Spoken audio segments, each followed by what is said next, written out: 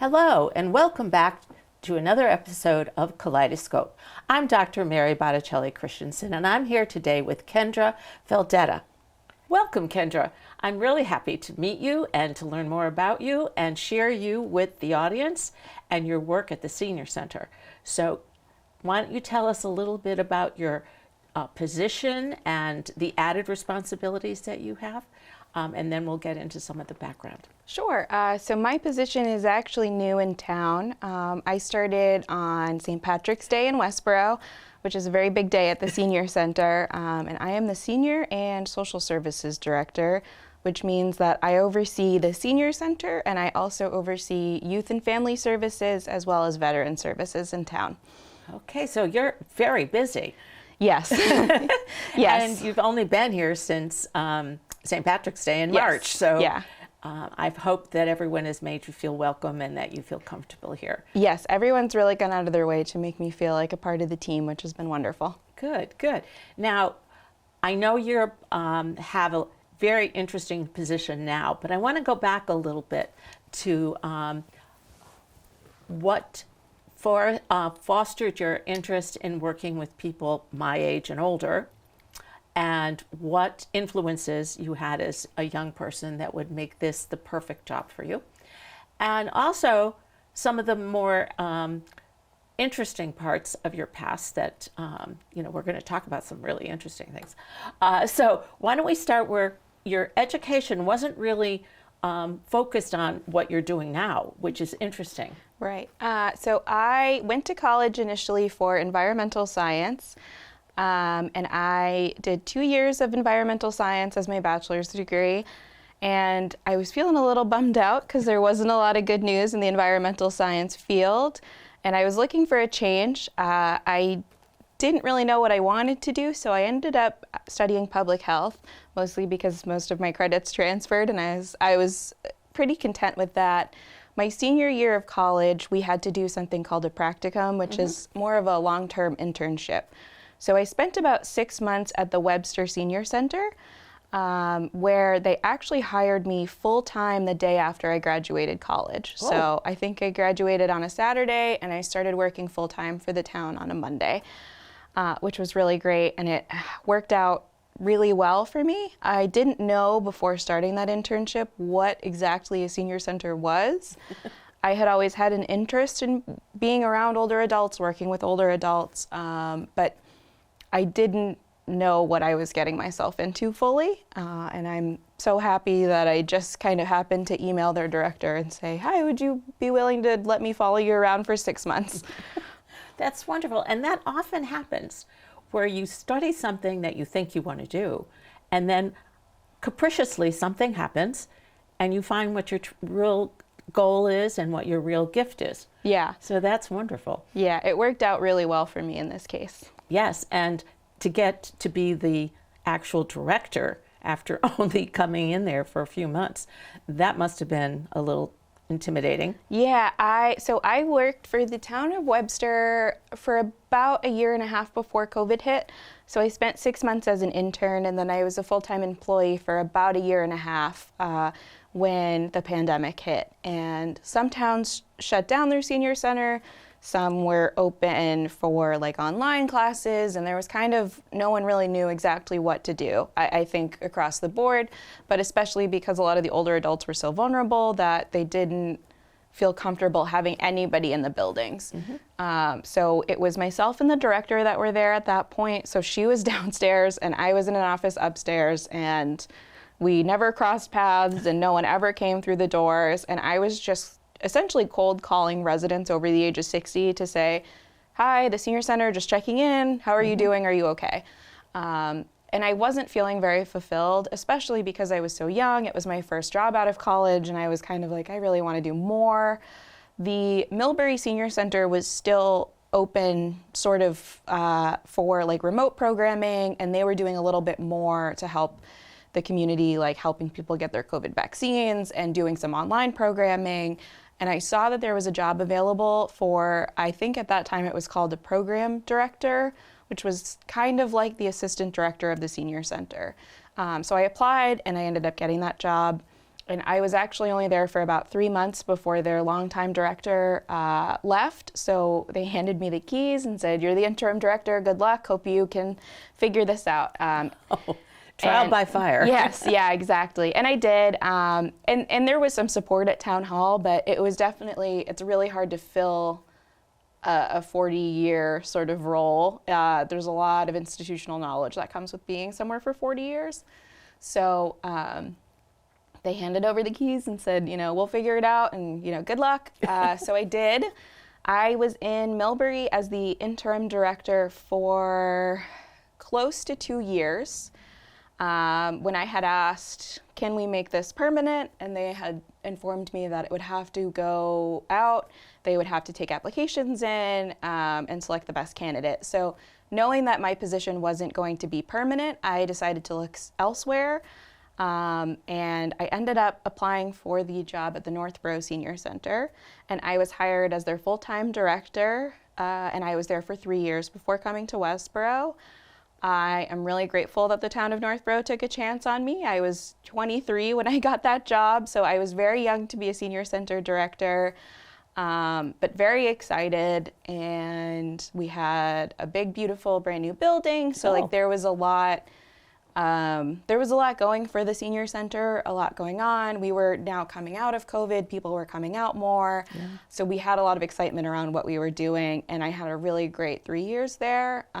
But the opportunity to come to Westborough, have the additional responsibilities, and work with a slightly bigger community that had some more businesses and sort of more stuff going on in town, I decided to take that opportunity. That's interesting that you're so young, yet you were able to keep moving up into the more sophisticated and higher ranking at such an early age. So there must be some gift you have that resonates with whom you're speaking, because to take a risk like that is just amazing. And I think you should be very proud of yourself. Yeah, I am definitely proud of myself. I've worked very hard, and I think it also kind of is the result of me caring so much about what I do.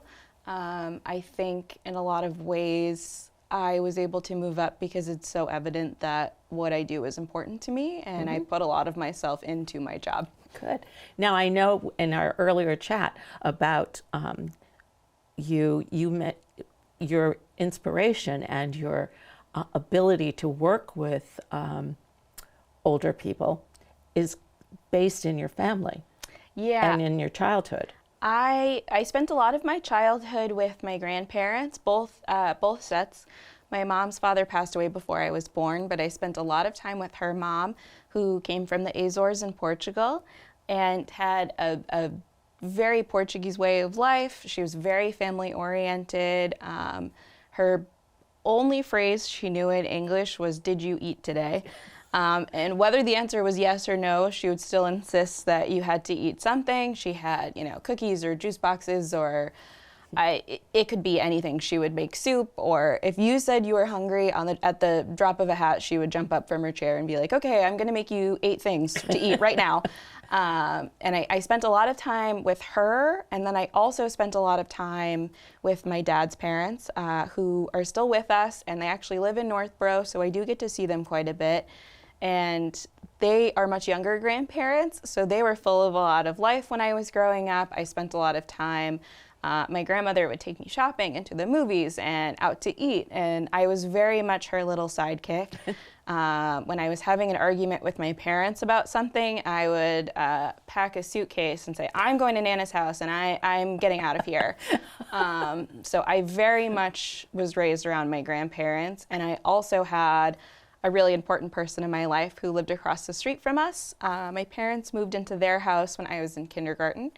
And sometime that year, I met the woman across the street. Her name was Muriel. I think when I was in kindergarten, she was probably in her early 70s. And we really grew a fantastic relationship. She taught me how to play Scrabble, and we would bake cookies. And when it was hot, I would make my dad put her air conditioner in. And when it snowed, he and I would go and shovel her driveway. When I got my license, I would take her to the grocery store and to get her hair cut. And I spent hours a week just hanging out with her, spending time with her. I'm not sure if she ever got sick of me, but I was around a lot. And I really loved spending time with her. And I thought she was so interesting, and she had lived such a full life that she had all of these stories that I was, you know, sort of shocked by and impressed with. And she was such a smart woman that, I mean, I spent probably 2 or 3 afternoons after school a week at her house. So it really hit me, and I was like, I think I could do this. Like, I really. Do you have siblings? I don't. I'm an only child. Okay, which that's is also why I am around adults so much, or I was when I was a kid.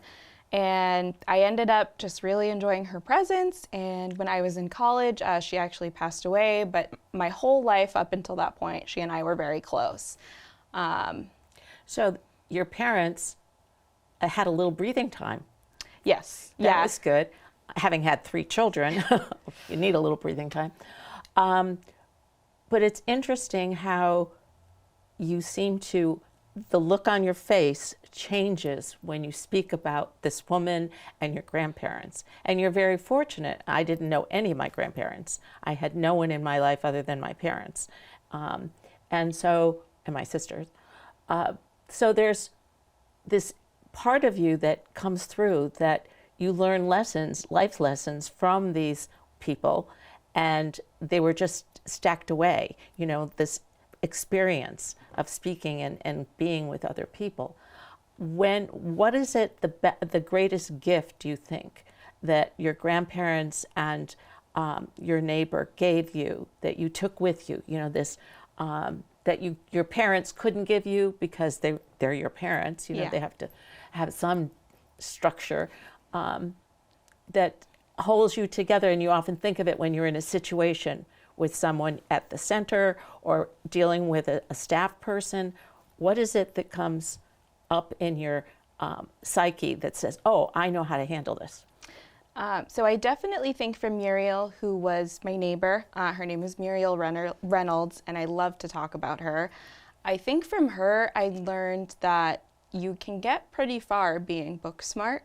And a lot of people will discount that, but she was very smart, and she was very well educated and well read. And I just learned from her that it doesn't matter how old you are, you can keep learning, and there's no end in sight. You can learn for your entire life if that's what you choose to do. I think from my mom's mother, who has passed away, I learned that you can do a lot with determination. She moved to the United States with 4 children, almost no money. She lived with her sister and her sister's children for a period of years before they were able to get their own apartment. And speaking no English, she was able to work herself up, and she purchased a house. She had a job. She, you know, was a member of her community. She went to church, and she had a really big family. And a lot of what she did with determination. She was in a very bad car accident, and no one thought that she would recover, and she ended up living another 40 years after that car accident. She had a series of knee surgeries and just health scares in general, and it didn't really matter. She was very determined, and you can get far being stubborn. If you know that you're right and you're stubborn about it, you will go places.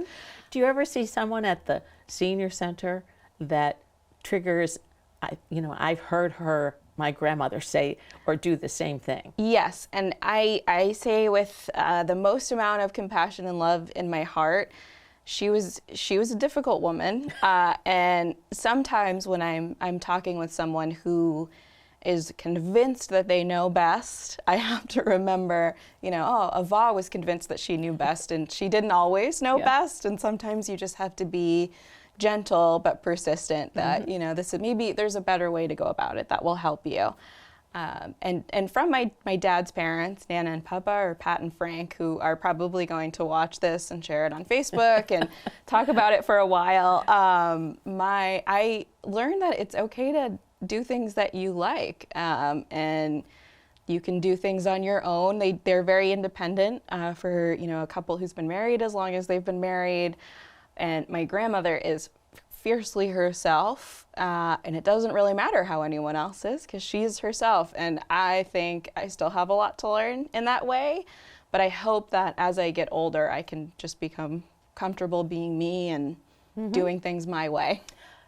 Yes, and you mentioned that you, as a teenager and as a young child in school, you had more difficulty dealing with your peers. Yes. And much more comfortable with people who are older and more mature, which makes sense because you were surrounded by all of these people who were warm and gentle and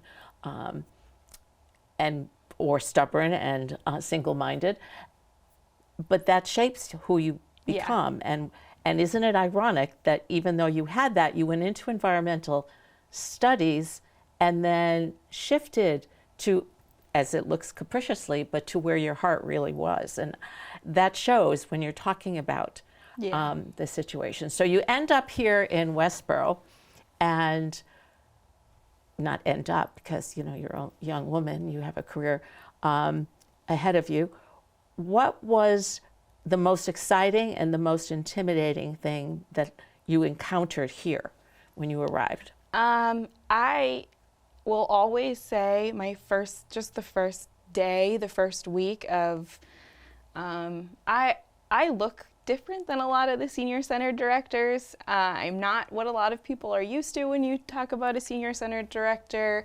I think more times than not, a lot of the directors are a bit older, a bit further in their career.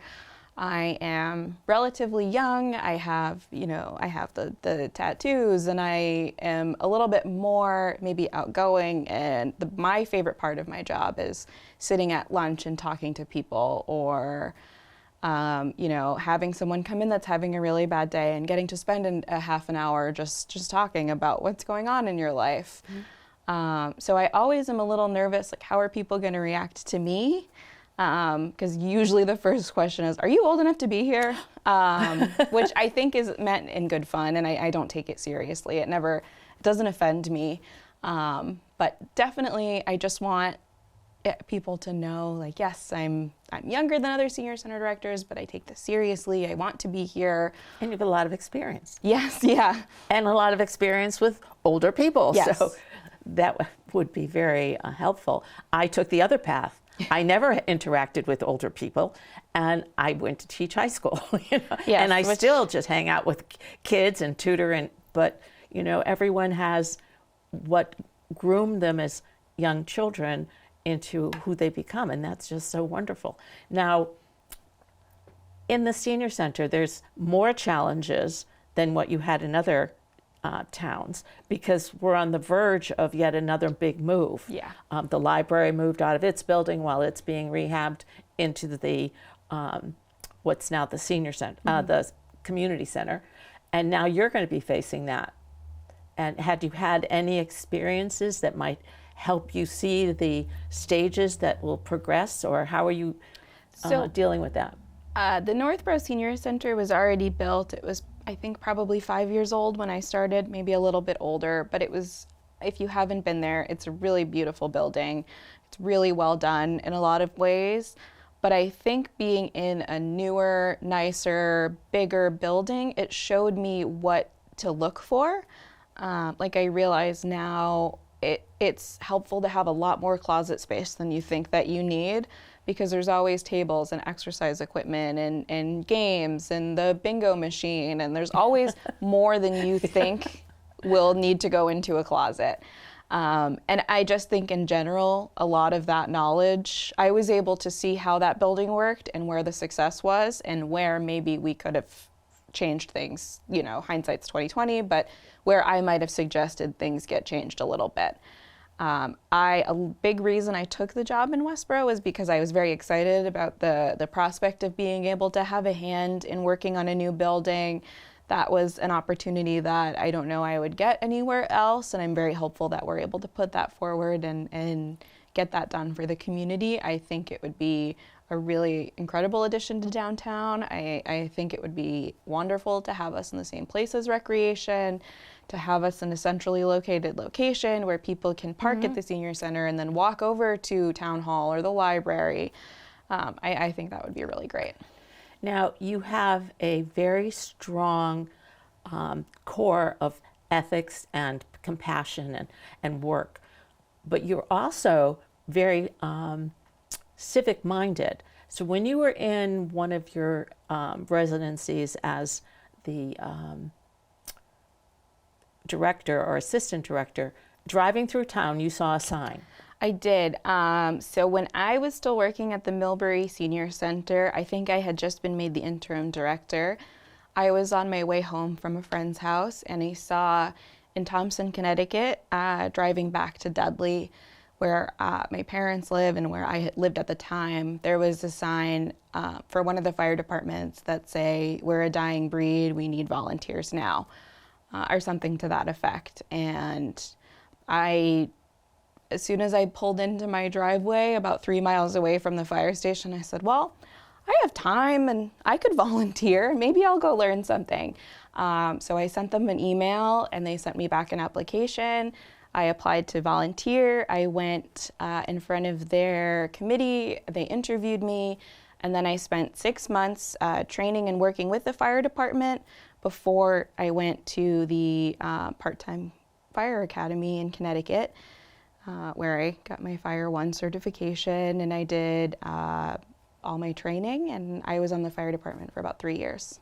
And your training, part of it, which terrified me beyond belief, was ice rescue. Yeah, so for 2 years in a row, it was, I think, 2 weekends each year.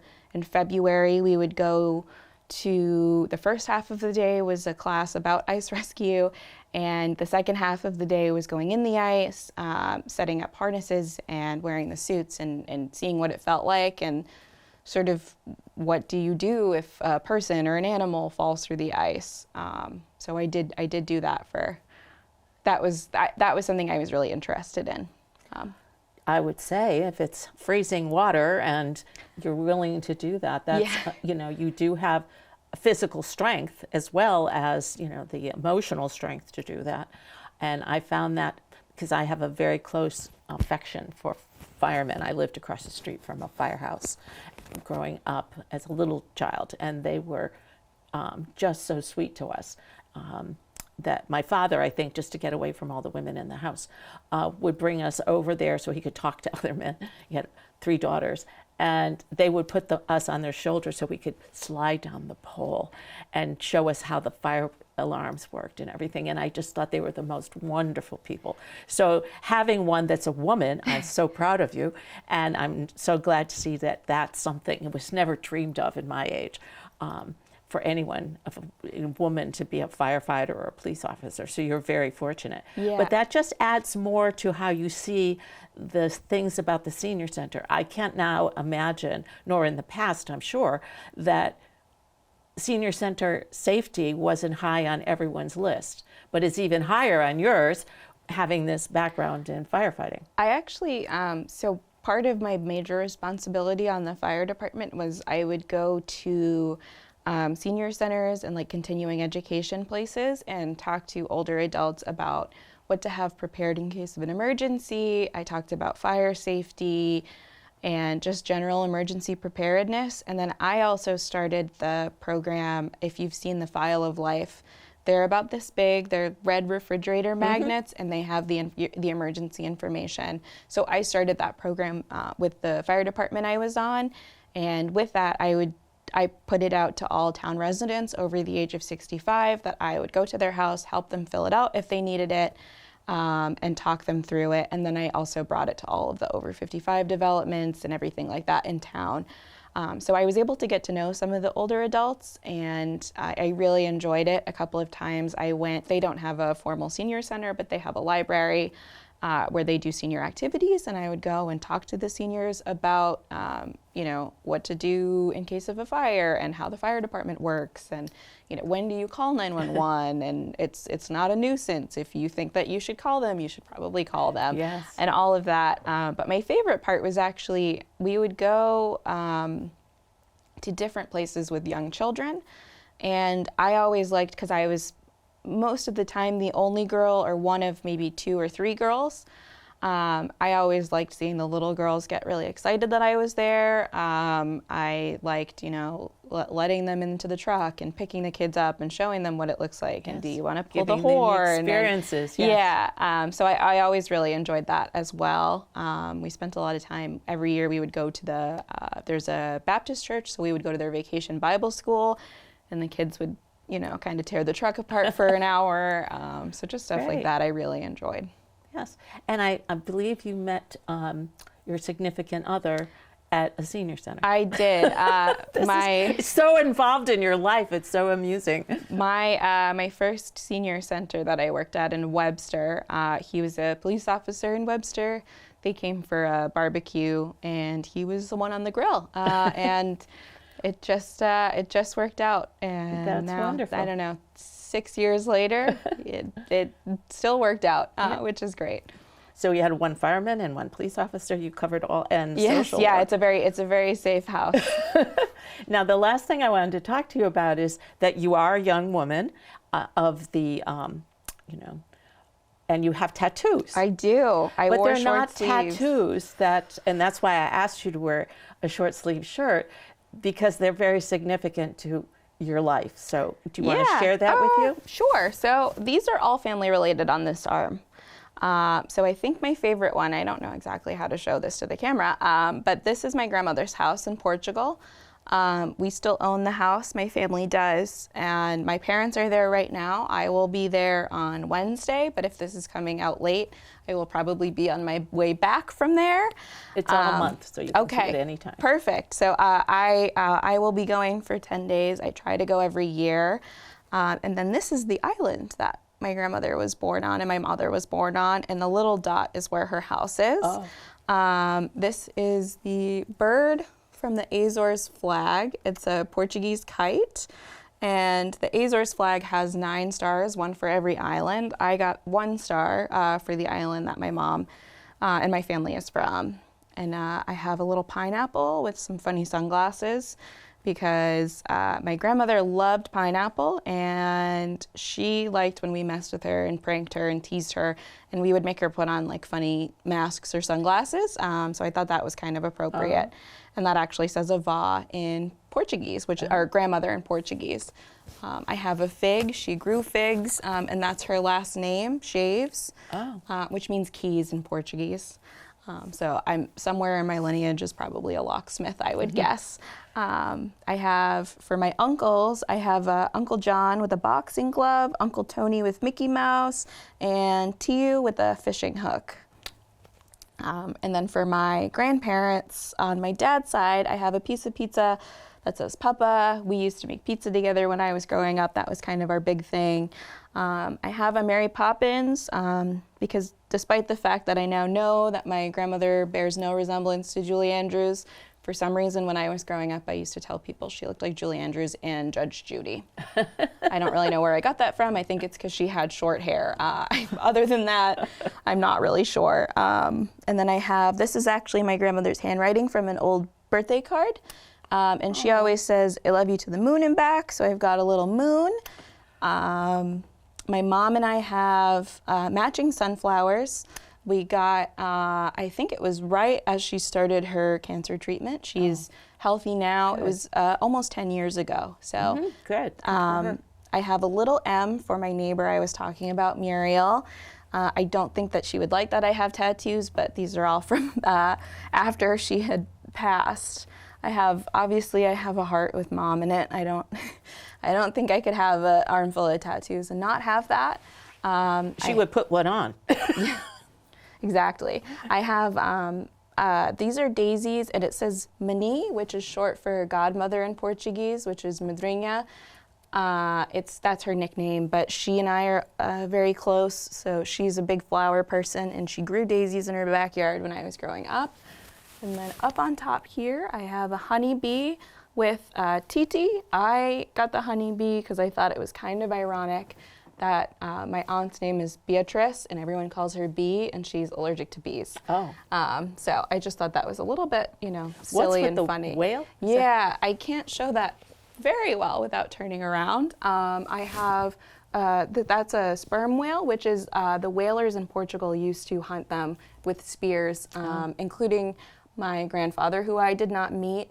They were actually taught by the whalers in Nantucket, and then they went back, or in New Bedford in Nantucket, and then they went back to Portugal and showed people what they learned, and that's kind of where the Azorian whaling industry came from. Oh, wow. And then the last thing I have is the Portuguese rooster. Yes. And there's a sort of a folktale story about a rooster that came to life. And there was a man that was on trial for, I think, stealing, and he did not steal anything. And the rooster was able to talk and testify that he did not do the crime that he was accused of. Okay. So the arm is family. Yes. And then that arm is. This is. It's not very easy to show, but this is the Church of St. Nicholas in the San Miguel, which is the big island in Portugal. Honestly, it doesn't really bear any big significance for me, except for that I think that the building is really fantastic. And then up here I have a little cartoon of a really impressive woman that I met named Marie Kuda. My friend at the time's mom worked at a nursing home in Chicago where Marie lived, and because I tend to gravitate towards working with older adults, got in contact with her, and she and I exchanged some letters, and I went to Chicago when I was in college to meet her. She was a very impressive woman. She was one of the women that started the Lesbian Writers Conference, and I just thought she was really fantastic and very funny. And anyway, she died of heart failure, and she had a sign that on her door that told the nurses to go away. She didn't want any help, and she had that little cartoon of her, and I just liked her spirit with that, because she said it in good fun. So, well, I hope you've left space for your family in the future. I have some room, yes. The other arm can bear some Yes, exactly. stories. Exactly. Well, I'm so impressed with your compassion, your interest. There's true interest in what people my age and older are thinking and doing. Yeah. And that is important, because you can't fake that, and say, okay, well, tell me what no. You have to come from the heart. And as soon as I met you, I saw that heart, and that's why I wanted to have you on the show, but also to share some of the interesting things you've done to come to Westborough and join our town and add to the services. And I wish you a lot of luck. Thank you. I don't think you're going to need it, because you're going to be surrounded by a lot of people that you gravitate toward. And thank you so much for joining us today. Thank you for having me. Good. Thank you. And thank you for joining us. Thanks. And if you're in the aged group that I am, please make sure you try to stop by and see Kendra at the Senior Center. Thanks again.